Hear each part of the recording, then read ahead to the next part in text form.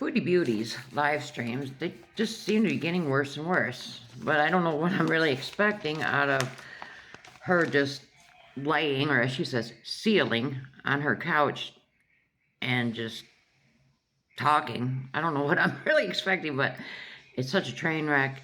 And as much as she irritates me when I'm watching this stuff, I just cannot look away. I think maybe I'm the one that has the problem here.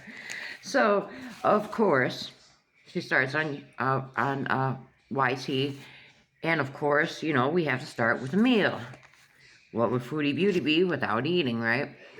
So she gets out these birria tacos. I've never ate them. But anyways, she claims she's never ate them either. She says she's uncultured, she says.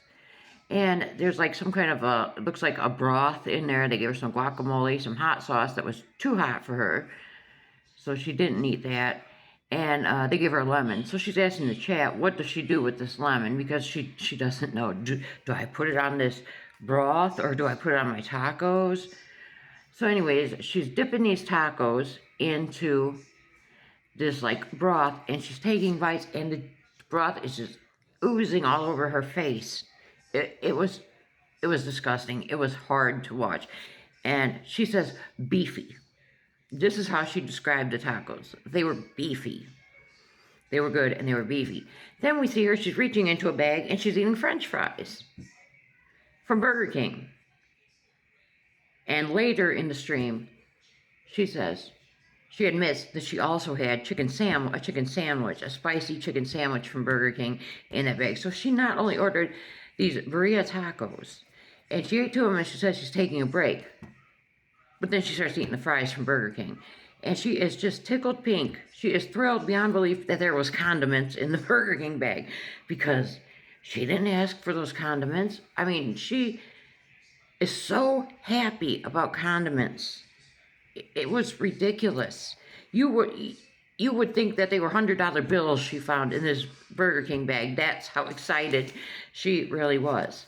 Somebody in the chat asks her what her hobbies are, and she sits there with this dumbfounded look on her face. And her hobbies are beezing. We all know the only hobbies Foodie Beauty has is eating, farting, talking about her fupa, and raging. That's about it. And talking about food.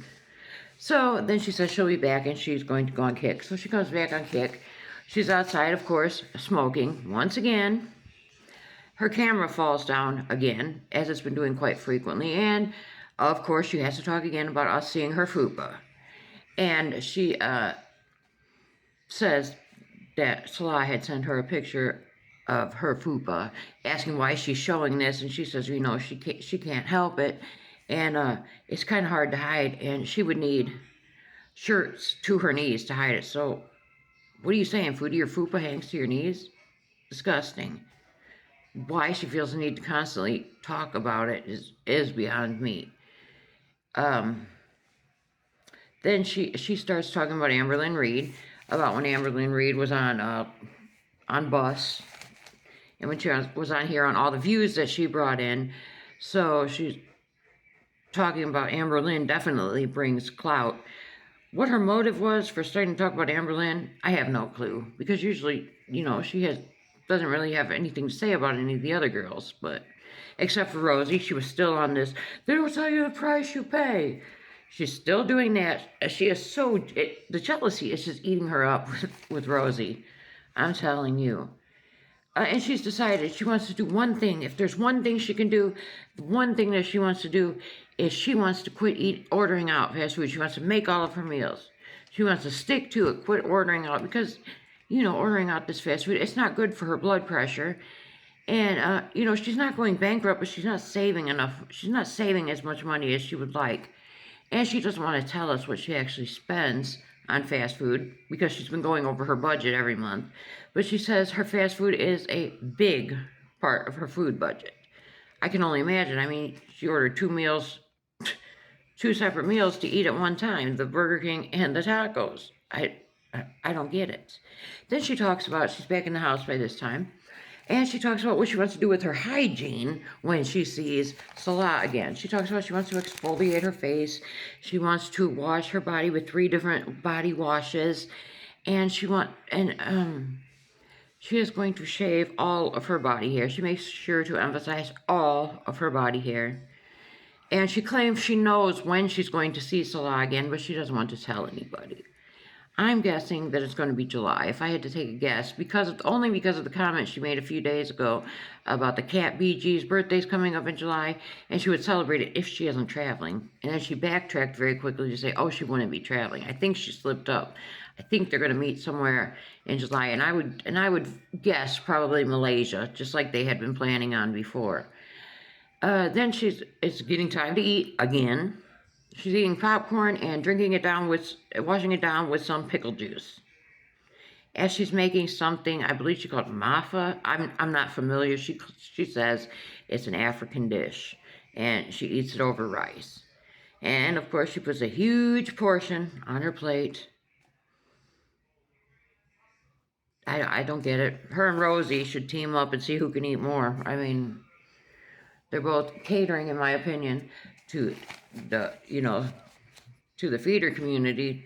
I mean, eating all this, and Foodie's jaw has been clicking out of control when she's eating. It is, oh my God, it is so annoying and so hard to watch.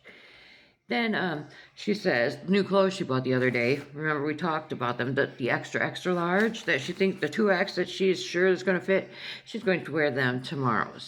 Or she said Sunday, probably Sunday or Monday. She's going to wear them 2 days. It's only 2 days. Now, under normal circumstances, I don't see a problem with somebody wearing their clothes 2 days.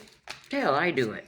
Not 2 days in a row. I usually put something in between just so people don't notice, But Foodie, the way she eats, I don't see how she could wear something 2 days in a row because she's so sloppy when she eats, food falling all over her. And she has that cat, and she had cat hair everywhere on her because she doesn't brush. She can't be bothered to take the time to brush the cat. Oh, of course not. Then she talks about how she has to go out the door on her scooter.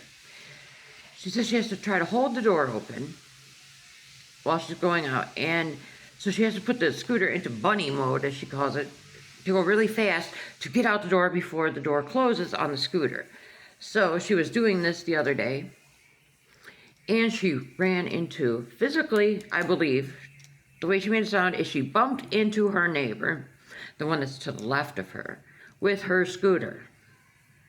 And she says, oh, but they were nice people. She had a conversation with this gentleman, and but he's getting ready to move out.